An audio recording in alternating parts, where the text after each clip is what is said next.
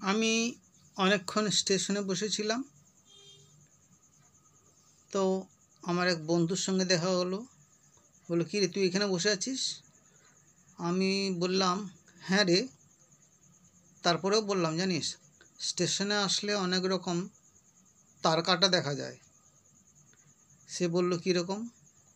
আমি বললাম, একটি মেয়েকে দেখলাম লাট সাহেবের মতো সিগারেট খাচ্ছে, কিন্তু যেই একজন ক্লোজ রিলেটিভকে দেখেছে ধুঁয়োটাকে লুকোবার জন্য চেষ্টা করছে। আবার কাউকে দেখলাম একটা হাত গুঁড়োনো, তার একটা হাত ব্যাগেজ করে রাখছে তার ট্যাটুটা দেখাবার জন্য। অনেকে অনেক রকম দেখা যাচ্ছে। এক ভদ্রলোক হঠাৎ বলল, আপনার একাডায় কইসে দেখতে? আমি বললাম, নে, তা ঠিক বলছি না, একটু বসে থাকলে একটু অভিজ্ঞতা হয় আর কি।